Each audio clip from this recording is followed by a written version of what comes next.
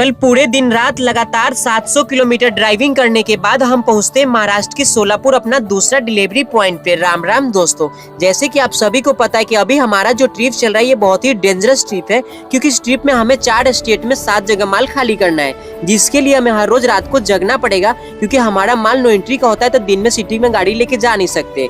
इसलिए आज मैं सुबह थोड़ा देर तक सो रहा था, क्योंकि आज रात को हमें फिर से पूरी रात गाड़ी ही चलाना था। उठते ही सबसे पहले मुंह पे पानी वानी मार के नींद खत्म करते हैं, फिर ब्रश करते हैं। लेकिन इधर हमारे भैया आ जाते हैं अनलोडिंग वाले, इनको अपना पेपर दे देता हूँ, गाड़ी का अनलोडिंग पॉइंट पे लाके दरवाजा भी खोल देता हूँ। हमारा काम होता है फिटिंग खोलना। फटाफट अपना अनलोडिंग स्टार्ट हो जाता है, हम भी फिटिंग खोल के रेडी कर देते हैं। कुछ ही देर में अपना अनलोडिंग कंप्लीट हो जाता है, क्योंकि यहाँ पे 5 ही स्कूटी देना था और पेपर भी मिल जाता है। उसके बाद आ जाते हैं खाना खाने के लिए। दही चूरा अपना नाश्ता कर ही रहे थे, तभी इस भाई से मुलाकात हो जाती है और बात करने में पता चला यही भैया शोरूम के ही है। इन्हीं के साथ यहाँ पर आते हैं और घर का लाया हुआ खाना साथ में खा ही रहे थे, तभी यहाँ आए हुए कस्टमर हमारे कुछ सब्सक्राइबर मिल जाते हैं। सभी भाई का वीडियो शूट करने के बाद बाहर आए तो पता चले फल फ्रूट वाले भैया भी हमारे सब्सक्राइबर ही है। भाई लोग से मिलने के बाद यहाँ पर इस चाचा का खुशी दिख रहा था, क्योंकि इनका ओला ही खराब हो गया था और एक ही दिन में बन के आ गया था, इसलिए बहुत ज्यादा खुश थे।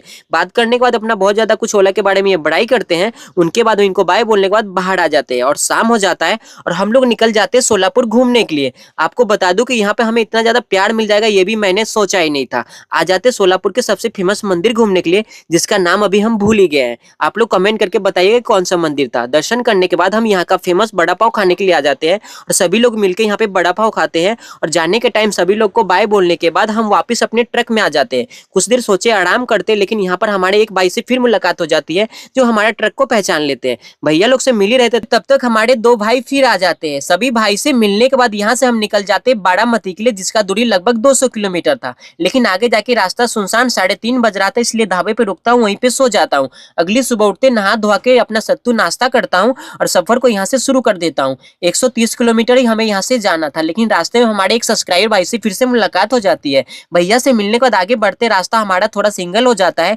लेकिन रास्ता के काम चलने के कारण टूटा फूटा भी मिल जाता है, इसलिए थोड़ा हमें लेट भी हो जाता है और कुछ ही देर में हम पहुंच जाते हैं बारामती। लेकिन यहाँ पर अपने गाड़ी को साइड में हम खड़ी कर देते हैं, क्योंकि सिटी में जाने से पहले दिन में हमें बहुत डर लगता है कहीं नो एंट्री में ना चले जाए, इसलिए यहाँ पे रुकते थोड़ा नाश्ता कर लेता हूँ और पता करने के बाद गाड़ी को लेकर सिटी के अंदर चला जाता हूँ, क्योंकि नो एंट्री नहीं होता है। कुछ ही देर ड्राइविंग करने के बाद हम पहुंच जाते हैं बारामती सिटी में, लेकिन रास्ता हमें खाली ही मिलता है। आगे जाने के बाद थोड़ा सा कंजेस्टेड होता है। हम पहुंच जाते हैं अपना अनलोडिंग पॉइंट ओला शोरूम पे। यहीं पे गाड़ी को खड़ी करते अपना अनलोडिंग स्टार्ट हो जाता है। ज्यादा नहीं, यहाँ पे 4 स्कूटर देने के बाद भैया को बाय बोलते हैं। दरवाजा बंद करने के बाद यहीं पर अपना चाट बनवा के खाते हैं और निकल जाते हैं सफर के लिए। मिलते हैं नेक्स्ट ब्लॉग में।